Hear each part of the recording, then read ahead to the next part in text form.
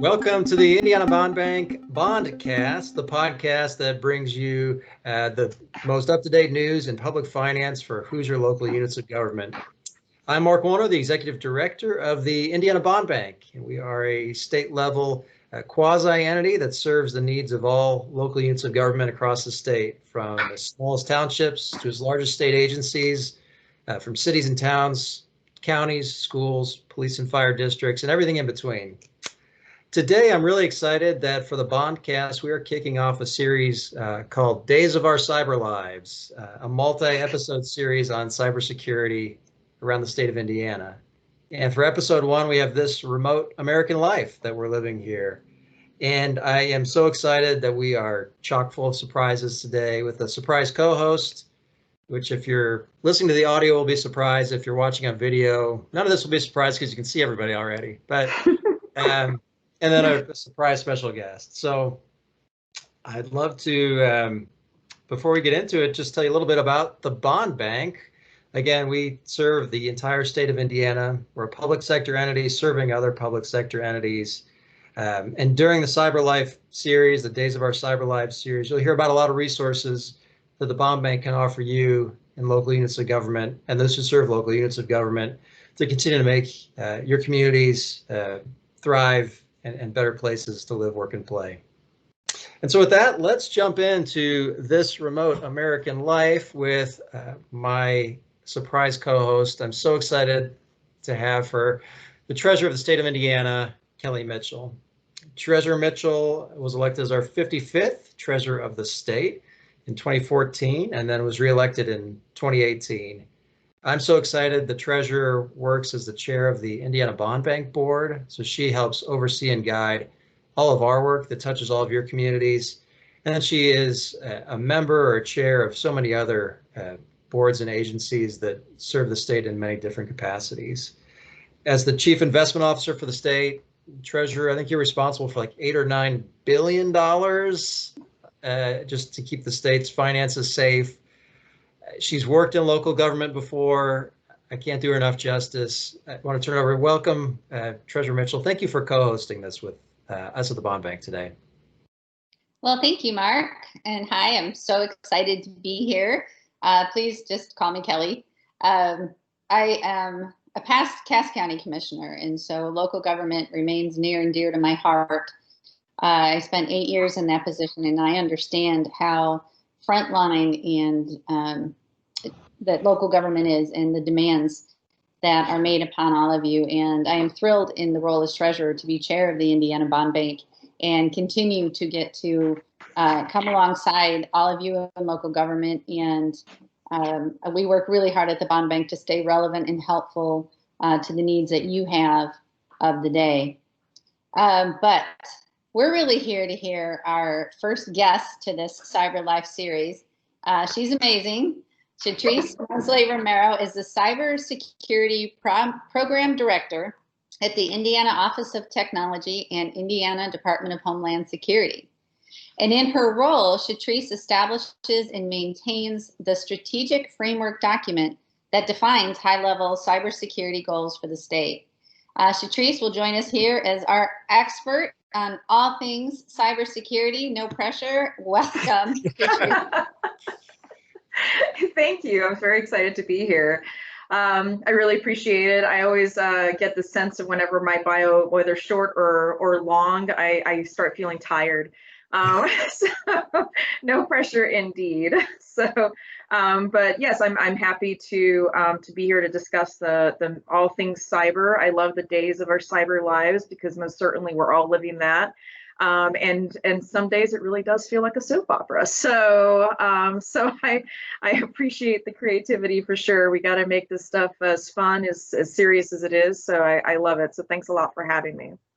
Oh my gosh, thank you for being here. I feel like your title should just be like State Cyber Guru, because I've seen your work, and you are, I don't know how much you want to talk about the state level work that you do and just all the branches that cyber touches. If you want to touch on that for a minute before we jump into the local level. I mean, the state's effort, which you're kind of the hub and all these spokes are going out from, it's amazing. I've seen some of those council meetings in action. Yeah, it is amazing. So, very high level. I'm the cybersecurity program director for the state of Indiana. What I specifically am the executive over is the Governor Holcomb's Council on Cybersecurity. He established it through executive order. Actually, continued it when he became governor. I think literally second day.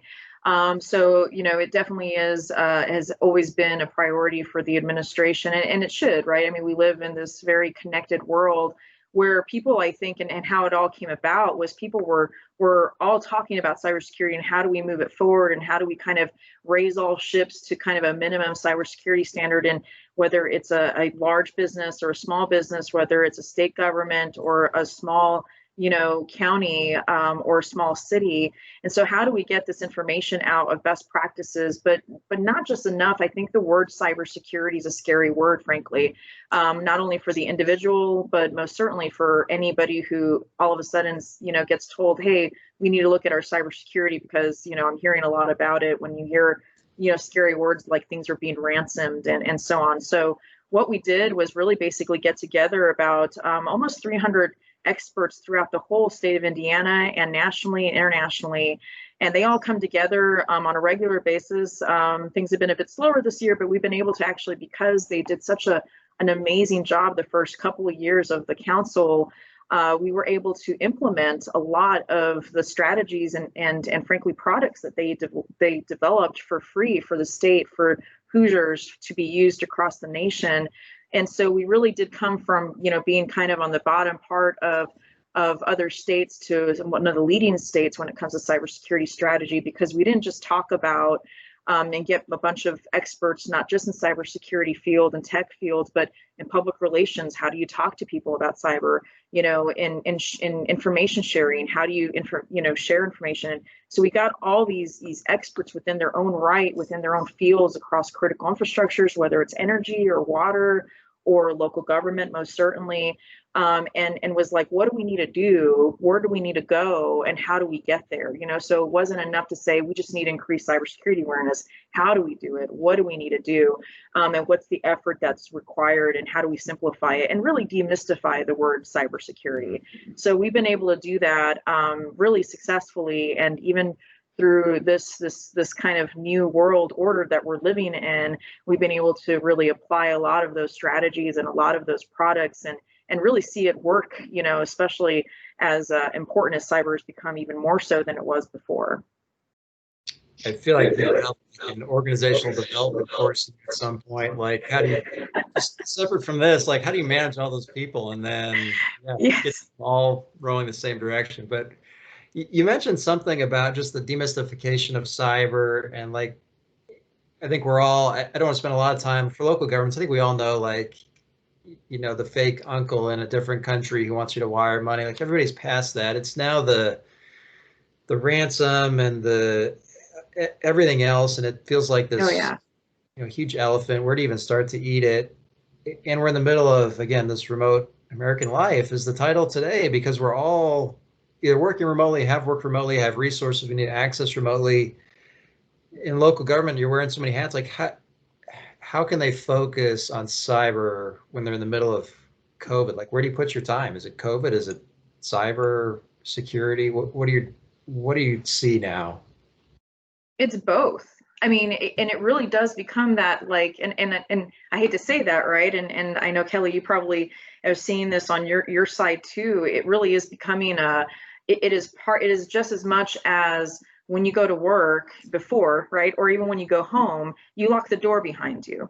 You make sure your windows are closed. You make sure that you don't leave your car open or your keys in your car.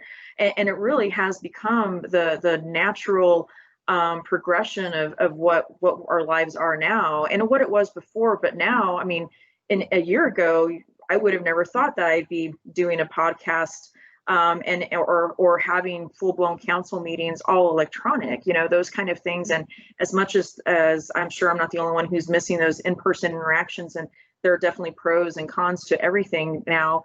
I think that, it's not just the stuff that we see and say publicly or would be in a public forum talking, but how about those confidential information, sessions? How about those information sessions where we're talking about our critical infrastructures, or we're talking about energy, we're talking about water, and things that as good as it is for people who want to do the right thing by those meetings, there are also lots of people out there that want to hurt our critical infrastructure, who want to hurt the public and use this as an opportunity. And so it really does become, we now have a lot more doors and a lot more windows to our lives and our organization. So we just got to be more prudent about locking those doors, locking those windows as we're doing business inside. So, I mean, it really has become both. Chatris, it's interesting you say that like that, because it does feel somehow, you know, we're so many of us are working from home, and home just kind of naturally feels like we're more secure. Mm-hmm. We're at home, we're on our own Wi-Fi's, but I'm sure there are unique vulnerabilities that come with being at home too, correct? Oh, absolutely. And that is a very good point. And things that, like you said, we're comfortable, right? So when I go into my office, like here, or when I just come home, you know, before you're kind of like, okay, I can relax, but you also weren't talking about everything work, right? When you're like sitting by your kid who is doing e-learning, right? Or virtual learning. I mean, you don't think about that. Or you're sitting by your spouse, your significant other, and they're also on a call, you know, whether it's a Zoom call or a Teams meeting or whatever. And so it has become such a melting pot of personal identifiable information, of securities, of, you know, confidential information. Just like at work, you know, they talk to you about, you can't just leave information on your desk for anybody to walk by. You know, now we're looking at that, and we're seeing people not knowingly. I truly believe most people don't maliciously in any way, shape, or form, you know, think that they're really providing way more information that they should be when they're doing things virtually, but they are, right? You know, I remember being on a call with my son. He was sitting beside me, and I was just doing quiet work, but I can hear students, and they're all, you know, of course, students aren't muting, right, and everything like that. I heard a parent talk about their work and stuff that I should not have heard. You know, and you could just tell that the parent was doing it on a conference call or Zoom call right beside their kid. And I was like, oh my gosh, you know what? And it kind of dawned on me at the beginning of this. I was like, yeah, that's a thing that probably nobody's thinking anything, because you're by your kid, right? So you're in a safe place. And you're right. I think we get very comfortable because of the location, and not realize that we're actually making ourselves more vulnerable. Are there like 2 or 3 things or bad behaviors or easy tips or tricks that people can do if they're doing, because whether or not you're working at work or you're working at home, you're probably not doing in-person meetings. So you're probably video calling either from your house or from work into someone else's house. And feel free to call it any bad behavior behind, like if there's things that we should be doing, like just to make sure that we're secure. I heard, you know, I'd heard Zoom might have had some issues, but like, are there patches we should download? Are there things that people can do pretty easily to close some of those windows, to use your analogy? Yeah, absolutely. You know, and it's kind of crazy how sometimes it's simple it is, but people just don't realize that stuff's in the background, right? So one of the things that seems kind of silly, but I came across it, and then I kind of told my own kids about it, was, you know, sometimes the people are like in the kitchen, right? And, you know, they have like their fridge in the background, and this is, or they're in their office, right? And they don't realize that they may have like people's phone numbers or people's information, or sometimes even like medical bills hanging out in the background. And so they're giving away a lot of their own personal information, including like their addresses and so on. So always be aware of your surroundings. You know, just look in the screen. It's as simple as that. Just do a quick check. What can they see? In addition to, you know, maybe somebody screenshotting and being able to make fun of my books, you know, because you saw that throughout Twitter at the beginning of all this, is everybody's like analysis of what they read. And so I'm always cognizant of that now when I have books behind me. But always just be kind of cognizant and make sure you feel comfortable with whatever is out there, right? Like some people are very private about, like I'm very private about putting pictures of my kids, right? So, you know, I make sure that if I have pictures, it'd be something I would post online, and it would be something that's very basic, right? But nothing that would show, you know, maybe too much information or things that you wouldn't want to give off, like their school emblem, or, you know, those kind of things, unless you're comfortable with that. But again, every little bit, of security. And I know that seems kind of silly, but another thing about checking your surroundings and kind of really thinking about what you're showing the world, because it really is what it's become. It's not just you're showing 2 or 3 people that you think you're right in front of, right? Like when I'm talking to you both right now, I'm not talking to just 2 people. I'm talking to whomever is going to look at this podcast later, and it could be a good person and it could be a bad person, right? So always kind of think about that duality, that there are people who are looking for opportunities right now to use against especially high government officials or any government officials, because they are always looking for the weakest link, and not in the sense that the person is not as weak in their organization. They're looking for any link into the organization. That's what they consider to be the weakest link, is that anybody, if it's a secretary, if it's a janitor, if it's somebody who's just, talking to them about bills, whatever the case may be, all the way to the highest level of CEOs or commissioners, right? They are always looking to see, how can I get to that person? And maybe it's because I talked to this person and now I get more information about it. One of the other things, and I like that you brought the whole like Nigerian prince, right, who's asking for, a whole bunch of money, and then all of a sudden he'll pay you back with interest. While that kind of is laughable to us now, I think the scary part about it is it's not as overt as it used to be, right? It's not as obvious.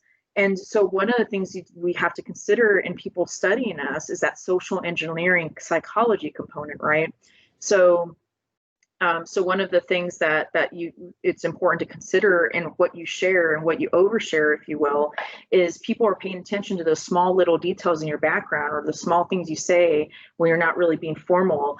And then they're going to come back, and all of a sudden you get an email from somebody who says, maybe we make a joke, right, between the 3 of us, and somebody watches this later, or watches a meeting that you're in later, and they're like, hey, I love that joke.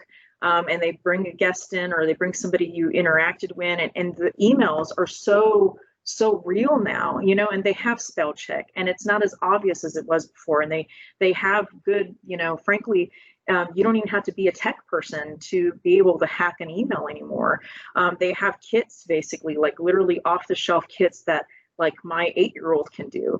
And so it's scary that how they've streamlined this process for bad actors, that you don't really need to get a lot of information. You just need to make it personal enough and something relatable. And at the end of the day, we're all humans, right? So we're going to fall for it at some point, if we're not paying attention, if we're not checking links, if we're not thinking, wait a minute, it's odd that that person emailed me. They never email me. Let me just call them real quick to make sure, or go on a separate email and email them directly and say, did you email me this? Those very quick checks in this world nowadays is going to be worth a lot when it comes to protecting not only yourself, but your organization and your family. I have noticed that the attempt can you guys hear me? I'm getting a little back. Echo on my end. Yeah, I'm getting an echo too. Apologize for that. But I noticed the timing of these phishing emails or attempts are sometimes like right at the holidays, or right when people are super busy. I don't know if that is, I'm assuming that's deliberate and probably something you've seen as well, Chatris.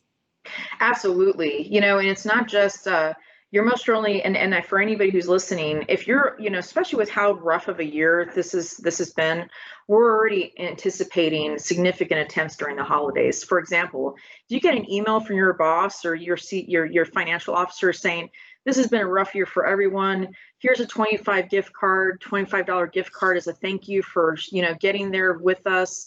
Click this link to redeem your gift card, and we appreciate everything you do. That's going to happen a lot this next season, or what you hear about COVID, right? I mean, when you talk about what was interesting when this all happened, that was just amazing. It's just, schools were closing back and forth, or left and right. Organizations, businesses were closing, before it all became, went underneath the guidance. And so before all this, you would have, like, if all of a sudden it was a nice sunny day outside and you got a school closing message, you'd have been like, that's kind of weird. That's fake, right? Or most certainly if your boss is calling you and saying, or emailing you and saying, hey, we're going to close for the next 3 weeks because of a virus or a flu or whatever, right? You'd been like, that's not true. He never gives me time off, right? So, but in this day, right, we get those messages and we've kind of almost become used to them, right? We're not going to think, well, that's fake and that would be completely spam. We're thinking, yeah, that's probably about right, And so the heightened awareness that we have towards these topics, and almost insensitivity to some aspects of it, which is like closures and, hey, kind of the scare tactics people are using, like, we found out that somebody that you work with has COVID, click here to see if you possibly have it. That those type of attempts have increased multiple folds and it comes to the individuals. And the reason why is not only from a taking advantage of individuals, but people also, bad actors know these individuals are working from home. So they can get into their personal email that's connected to their Wi-Fi their router at home, in which their router is also connected to their work computer. Then now they possibly have an in to confidential information, or have an into your bank accounts, or have an in to things that you normally would never have thought they would, you would have never thought to click on before. So yeah, the world most certainly on the cybersecurity front has become much more dangerous and much larger when it comes to the threats and the kind of things we're seeing nowadays. So yes, Kelly, it's definitely increased to a point that, at least most certainly my job is safe for a long time, but not in a good way. I would much prefer to be on the other end of being proactive versus in the reactive end. But that's just the world we're all living in right now. Yeah, for sure.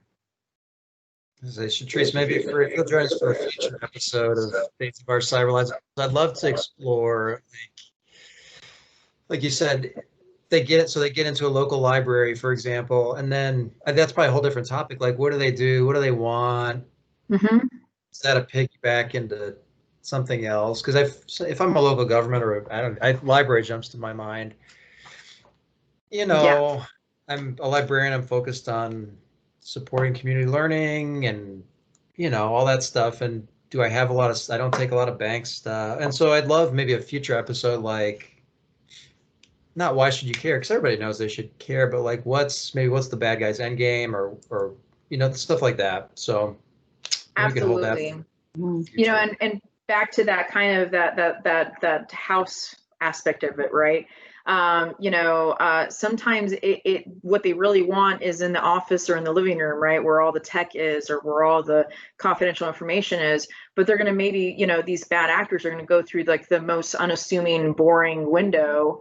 And obviously not that libraries are boring to me because I love books, but to your point of like, well, maybe they're not going after me because what would they gain for me? I just, have a bunch of library cards, but do you? Because if you're connected to local government or if you're connected to financial parts of that government, like budgets, systems, right?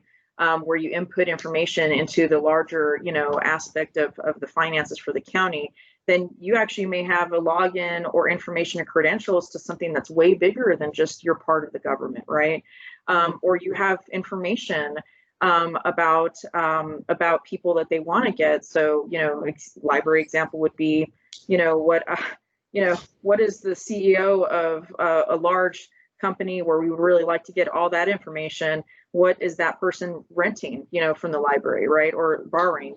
And then it's very easy then if you find that out very easily from a librarian who just clicks links, then now you can send a good phishing email to that CEO saying, hey, this specific book that you checked out this specific date is overdue. Please click here to let us know when you're coming in.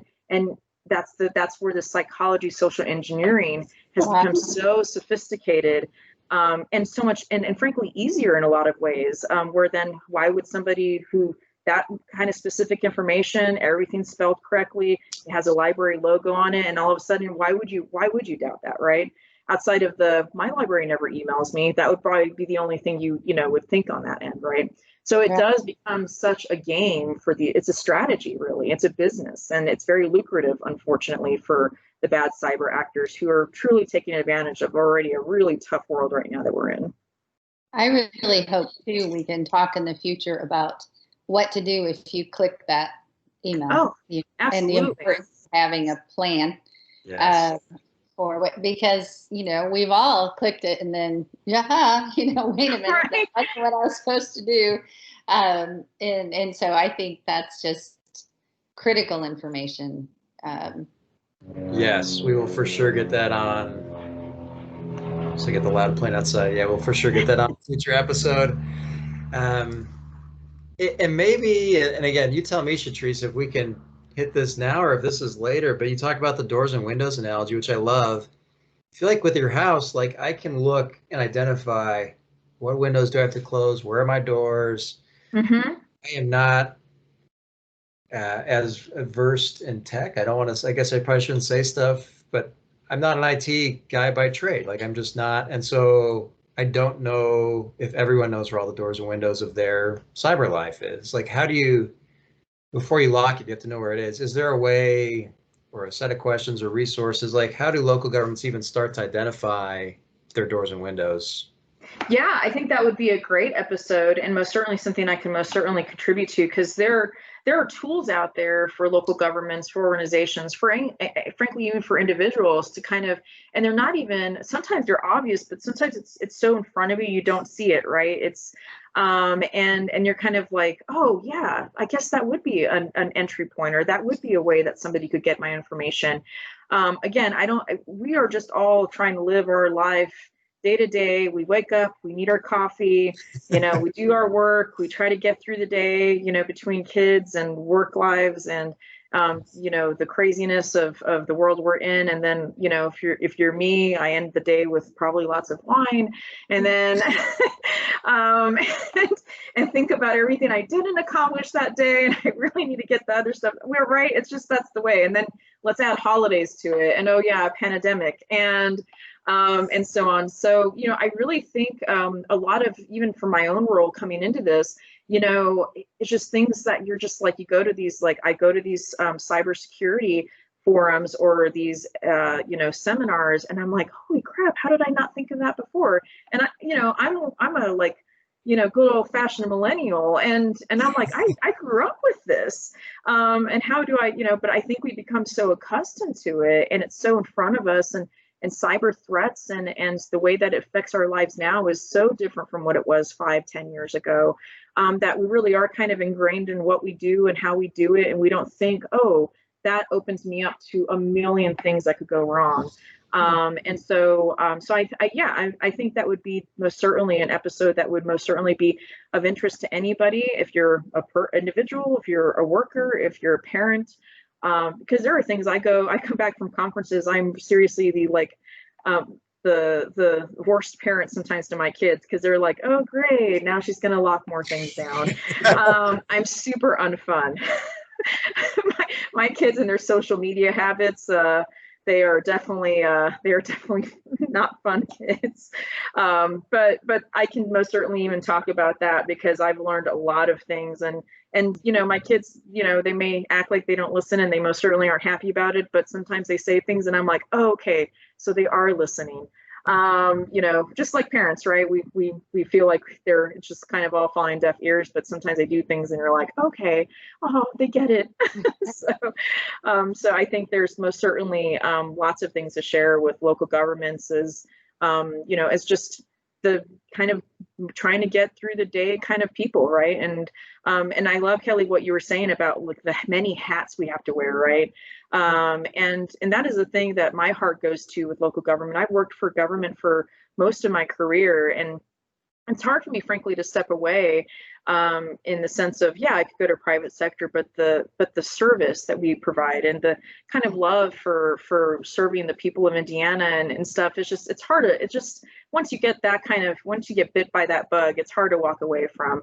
And, so I think truly people who work for government are their own heroes in their own right. And I do think if people know that they could do something better to protect taxpayers, to protect Hoosiers, to protect their communities, I really do think if anybody, of any industry out there that would be willing to learn more about how they can protect themselves and their families, it'd be most certainly local government. So I'm more than happy to share all my tidbits of information. I just probably should warn you, you then might go home and become the unfun person, or as my husband calls me, the dream killer sometimes, because I'm like, nope, that's too risky.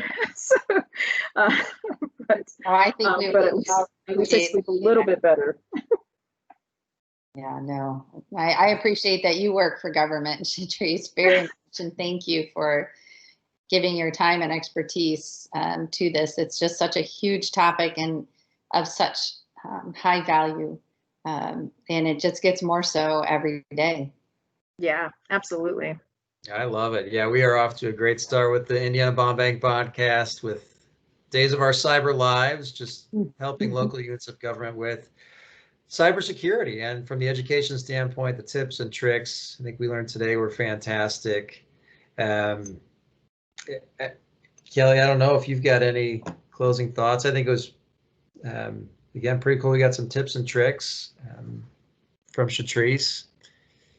For me, hearing just cyber and COVID, it's not an either or proposition. You kind of have to focus on both. Throw another hat on, right? But it's Absolutely. And, I had never really thought about cybersecurity in the sense of home security. And it makes so much sense to say you lock your doors, you close your windows, you don't leave your keys in the car.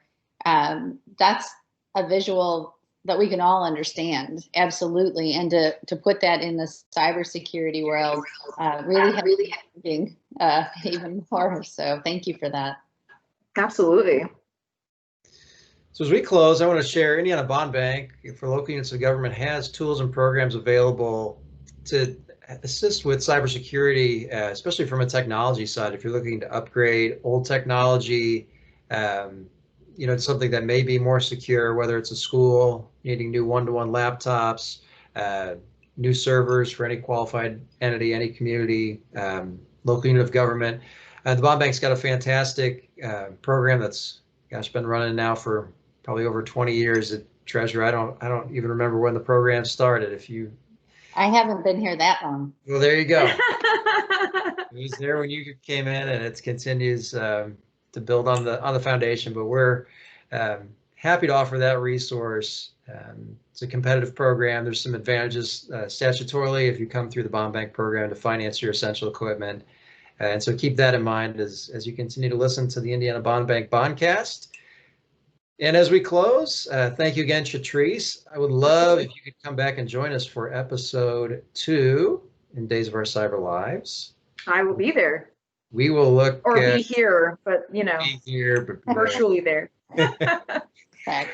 And we are working on another special guest. May have Foursquare here in front of you, so that'll be extra fun as we've got a bevy of information to talk about. I think particularly is kind of how local governments can be affected and how that can affect the entire state and different tips and tricks you can do to protect yourself locally. So with that, thank you, Treasurer. Thank you, Chatris. And thank you all for listening. Follow us on our socials, subscribe to the podcast, share with your friends, and we'll catch you next time. Thank you.